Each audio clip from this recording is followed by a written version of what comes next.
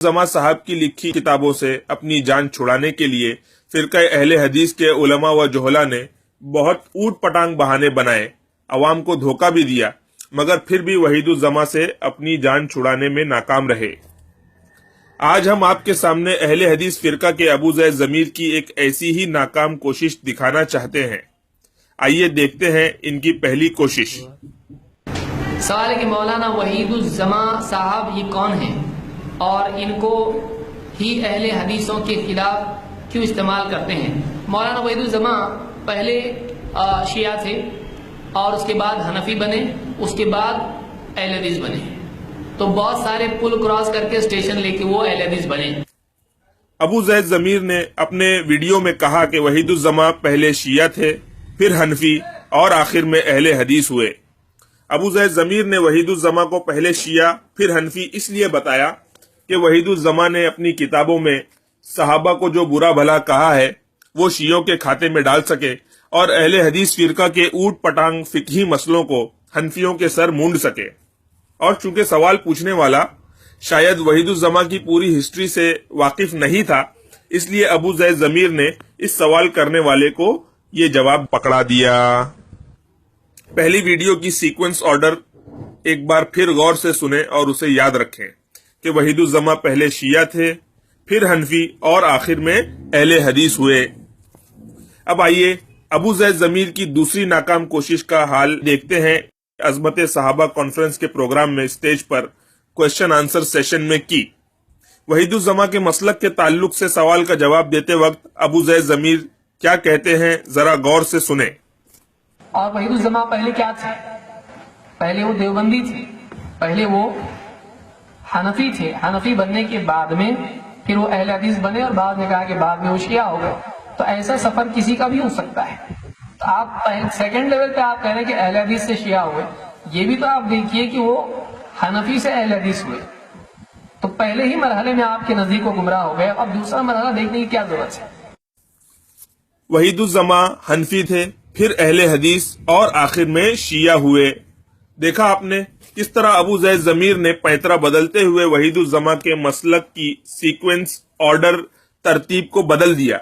चूंकि सवाल करने वाले ने वहीदुज्जमा साहब के बारे में ये बात कही थी कि वो अहले हदीस से शिया हुए, तो अबू ज़ैद ज़मीर ने बड़ी चालाकी से इस सवाल करने वाले की नॉलेज को मद्देनजर रखते हुए पहले वीडियो के मुखालिफ सीक्वेंस बयान की कि वहीदुज्जमा पहले हनफी था, फिर अहले हदीस और आखिर में शिया हुआ। इस तरह पूरी तरतीब को बदल दिया ताकि ये बेचारा सवाल पूछने वाला भी मुतमईन हो जाए। ये दोनों नाकाम कोशिशें अबू ज़ैद ज़मीर ने सिर्फ इसलिए की कि अपने गलत और बातिल मसलक को वहीदुज्जमा की शख्सियत, उनकी इबारतों और किताबों से बचाया जा सके और अहले हदीस की गलतियों को शियों और हनफियों के खाते में डाला जा सके। आपने देखा किस तरह अबू ज़ैद ज़मीर ने दो अलग अलग मौकों पर एक ही सवाल के किस चालाकी से दो अलग अलग जवाब दिए। अपने गलत और बातिल मसलक को बचाने के लिए अहले हदीस हजरात इस किस्म की चालाकी और धोखा वहीदुज्जमा के अलावा और लोगों के मामले में भी करते रहते हैं। अब आइए तीसरी और आखिरी नाकाम कोशिश हम आपके सामने पेश करते हैं। गैर मुक़ल्लिदी के पेशवा वहीदुज्जमा साहब मौसूफ ने फिक्र हनफी की मशहूर किताब दुर्र मुख्तार के मुकाबले में एक किताब लिखी जिसका नाम नुज़ुलुल अबरार मिन फिक्र नबी मुख्तार रखा। इस किताब में जो कुछ लिखा है वो सही है क्या? नहीं इस बार सवाल करने वाला ज्यादा समझदार था, इसलिए उसने वहीदुज्जमा की किताब के हवाले से सवाल बिल्कुल निशाने पर किया। अबू ज़ैद ज़मीर ने इस सवाल को अपने साथ बैठे हुए मुकर्रिर की तरफ बढ़ा दिया। मजे की बात तो यह है कि वो साथी मुकर्रिर भी जवाब से बचने के लिए हाथ के इशारे से अबू ज़ैद ज़मीर को ही जवाब देने के लिए राजी करते नजर आ रहे हैं। देखें इनके हाथ का इशारा। इस किताब में जो कुछ लिखा है वो सही है क्या?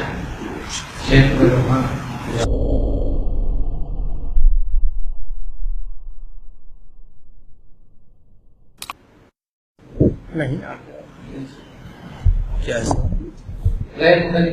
अबू ज़ैद ज़मीर के इसरार पर उनके साथी मुकर्रिर ने जब जवाब देने की ठानी तो पूरी अहले हदीस कौम का बेड़ा गर्क कर दिया। आइए देखते हैं ان मुकर्रिर साहब ने वहीदुज़्ज़मा के बारे में क्या कहा। اور ہر ایک نے اپنی اپنی کوششوں کے ذریعے سے نبی کریم صلی اللہ علیہ وسلم کی اتباع ہی کی کوشش کی ہے، جو بھی اہل الحدیث ہیں، جس میں علامہ وحیدالزماں رحمہ اللہ کی جس کتاب کا یہاں نام لیا گیا ہے، اللہ رب العالمین نے انہیں بھی یہی توفیق دیا کہ وہ بھی اپنی کتابوں کے ذریعے ہی سے وہ اللہ رب العالمین کا تقرب حاصل کریں، نبی کریم صلی اللہ علیہ وسلم کی اتباع کریں۔ اس جواب سے یہ بات دن کے سورج کی طرح صاف ہو گئی کہ وحیدالزماں حیدرآبادی اہل حدیث تھا، اور اس نے جو کتابیں لکھی جیسے نظر الابرار، ہدیۃ المہدی وغیرہ، اس میں جو بات لکھی اللہ رب العزت کا تقرب اور نبی اکرم صلی اللہ علیہ وآلہ وسلم کی اتباع کے جذبے سے لکھی اور فرقہ اہل حدیث کی خدمت میں لکھی۔ آئیے ہم نمونے کے طور پر کچھ باتیں اس کتاب کے حوالے سے پیش کرتے ہیں تاکہ عوام کے سامنے یہ بات واضح ہو جائے کہ اللہ رب العزت کی قربت اور نبی اکرم صلی اللہ علیہ وآلہ وسلم کی اتباع کے نام پر اہل حدیث عالموں نے کیسی کیسی باتیں اپنی کتابوں میں لکھی ہیں۔ ملاحظہ فرمائیں، اہل حدیث فرقہ کے وحیدالزماں حیدرآبادی اپنی کتاب نظر الابرار میں لکھتے ہیں کہ صحابہ میں سے کچھ فاسق بھی تھے، جیسے ولید، معاویہ، سمرہ وغیرہ۔ معاذ اللہ، کیا صحابہ کو فاسق قرار دے کر، فاسق بتا کر یہ اہل حدیث عالم اللہ رب العالمین کی قربت حاصل کر رہے ہیں، نبی کی اتباع کر رہے ہیں، یا پھر لوگوں کو گمراہ کر رہے ہیں؟ فیصلہ عوام کے ہاتھ میں ہے۔ چلتے چلتے ایک اور حوالہ پیش کرنا چاہوں گا۔ اہل حدیث فرقہ کے وحیدالزماں حیدرآبادی اپنی کتاب میں لکھتے ہیں کہ متاخرین علماء میں سے ایسے بہت سے لوگ ہیں جو علم، معرفت اور سنت کی نشر و اشاعت میں عوام صحابہ سے افضل ہیں، اور اس کا کوئی عقل مند انکار نہیں کر سکتا۔ معاذ اللہ، کیا آج کل کے لوگ صحابہ سے افضل ہو سکتے ہیں؟ فیصلہ آپ کے ہاتھ ہے۔ فرقہ اہل حدیث کے وحیدالزماں نے اگر ایسی باتیں اپنی کتابوں میں لکھی ہیں تو اس میں حیرانی کی کوئی بات نہیں، کیونکہ اہل حدیث فرقے کا ہر شخص اپنا باطل عقیدہ، باطل مسلک اور باطل نظریہ ثابت نہیں کر سکتا جب تک کہ وہ نبی اکرم صلی اللہ علیہ وآلہ وسلم کی حدیث اور صحابہ کو ٹھوکر نہ مار دے۔ ایک اور بات جو قابل غور ہے وہ یہ کہ اگر تیسری بار بھی ابو زید ضمیر وحیدالزماں کے مسلک کے بارے میں جواب دیتے تو وہ کیا آرڈر اور سیکوینس یا ترتیب بتاتے، یہ میری سمجھ سے باہر ہے۔ امید ہے اپنے عالم وحیدالزماں کو بچانے کے لیے اہل حدیث فرقے کی ترکیب، چالاکی اور دھوکہ آپ سمجھ گئے ہوں گے۔ مولانا وحیدالزماں پہلے شیعہ تھے، اور اس کے بعد حنفی بنے، اس کے بعد اہل حدیث بنے۔ پہلے وہ حنفی تھے، حنفی بننے کے بعد میں پھر وہ اہل حدیث بنے، اور بعد میں کہا کہ بعد میں وہ شیعہ ہو گئے۔